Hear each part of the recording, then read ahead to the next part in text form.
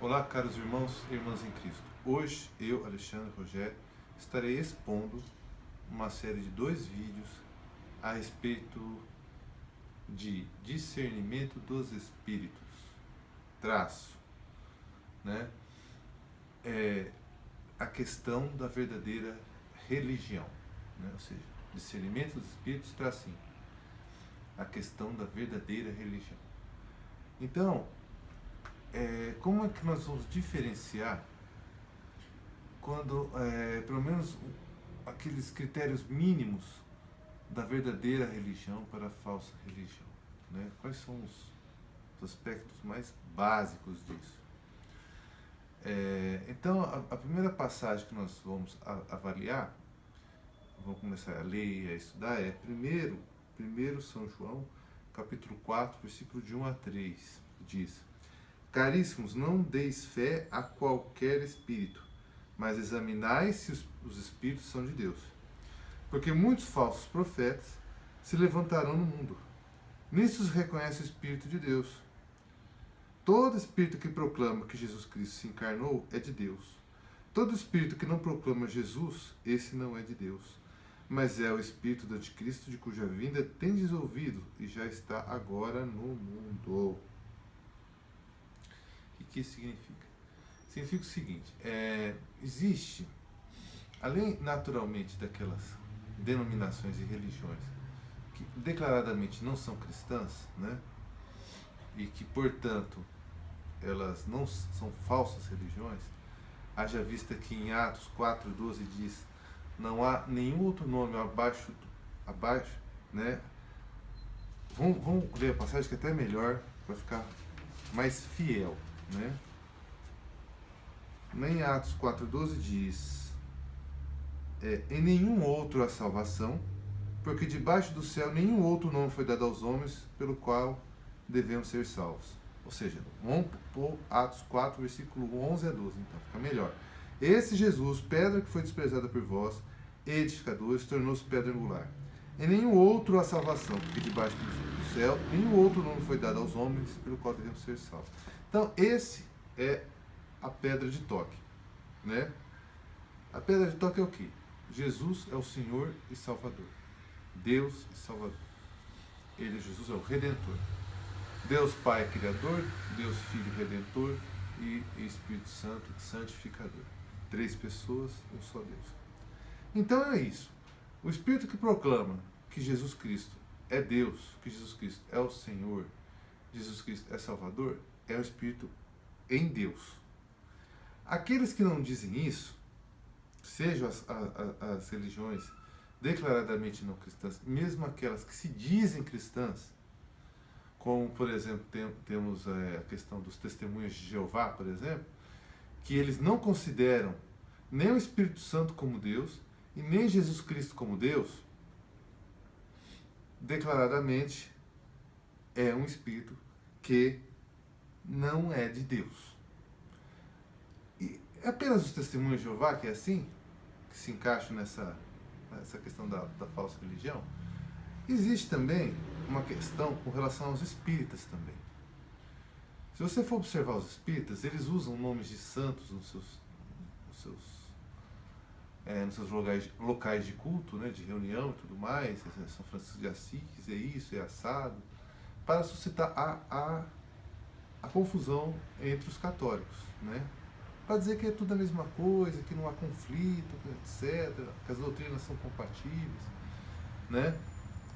Mas pergunte, não confie no que eu digo, pergunte a qualquer espírita estudado na doutrina dos espíritos, não para qualquer aqueles espírita que vai na igreja católica e vai na reunião espírita, não. Que cara não sabe nem no que crê. Não estou falando desse espírito, estou falando aquele cara que estudou o livro dos espíritos, a doutrina espírita, e pergunta para ele, e faz as seguintes perguntas para esse cara. Um dia: Jesus Cristo é Deus para você? Jesus Cristo é Deus? Jesus Cristo o sangue de Cristo remiu os nossos pecados? Entendeu? Faz essas 2 perguntas. Jesus é Deus? Jesus remiu os nossos pecados? Jesus nos salvou através da cruz?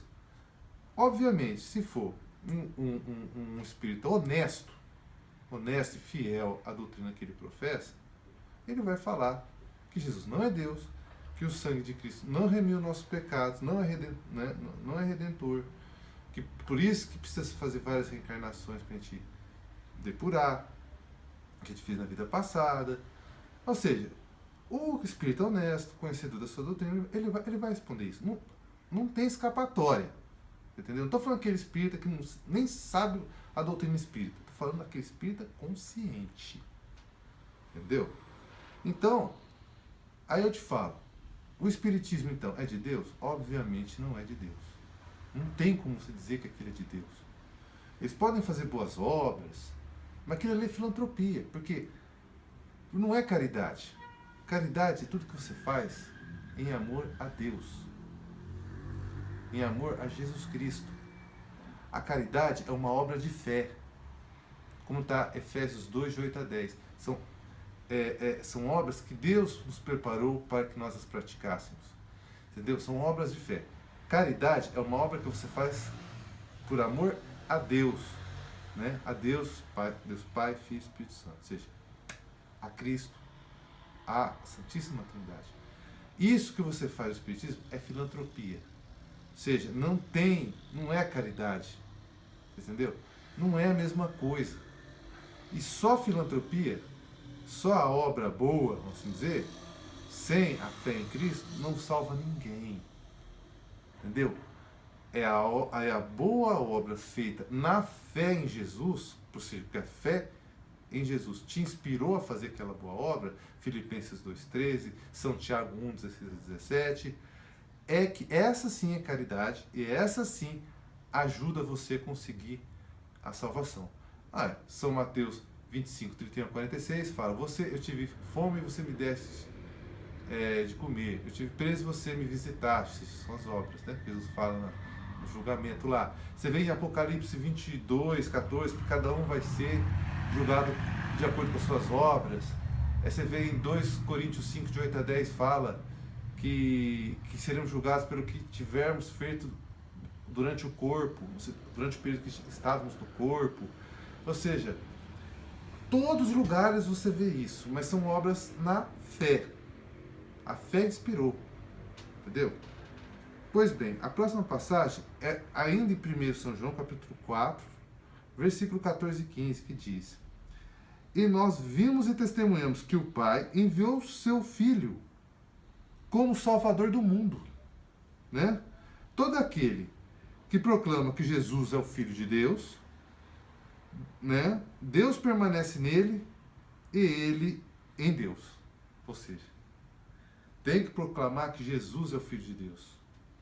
Entendeu? Que Jesus faz parte da Santíssima Trindade. É uma pessoa da Santíssima Trindade. Se você não proclama isso, você fala que Jesus é um grande sábio, que Jesus é um espírito evoluído, que você fala que Jesus é um grande revolucionário social contra as injustiças da religião opressiva dos judeus. Então ele era tipo um revolucionário religioso, ou seja, um Jesus comunista, ou um Jesus sábio. Todas essas palhaçadas que vocês verem não salva ninguém. Não salva ninguém. Que fique bem claro. Não é de Deus esse espírito e não salva ninguém. Que fique bem claro. Então, por exemplo, olha que interessante, vocês podem observar, né? Lá em... Deixa eu ver aqui, dá uma olhadinha aqui.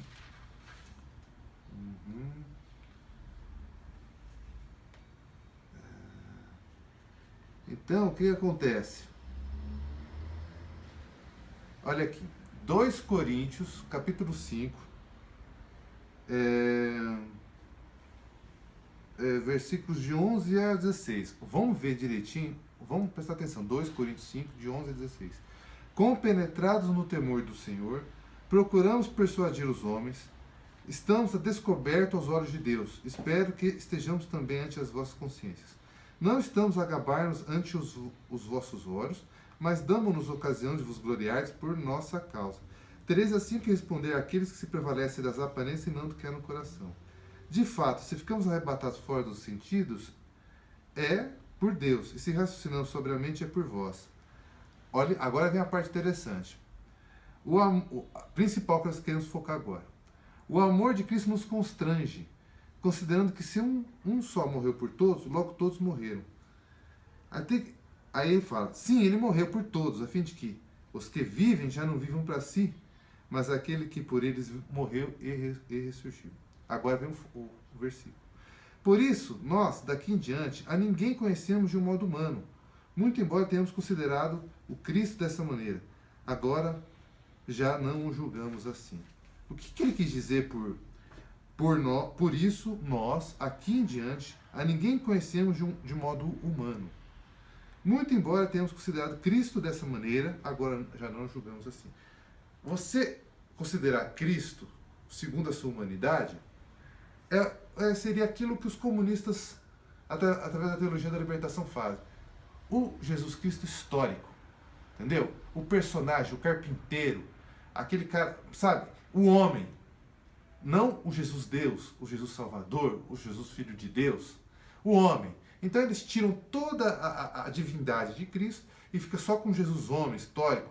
Aí eles botam aquela peste de revolucionário, de revolucionário, como se fosse mais um revolucionário, um Che Guevara da vida, que quer subverter tudo, só que sob uma ótica terrestre, meramente terrestre, de salvação, de fazer uma revolução sanguinária, derrubar o Império Romano e ele virar rei do pedaço. Mas Jesus falou a Pilatos, meu reino não é desse mundo.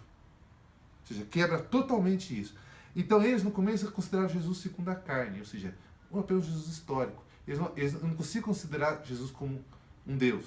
Só aos poucos é que a fé foi crescendo neles e eles viram que Jesus segundo o Espírito.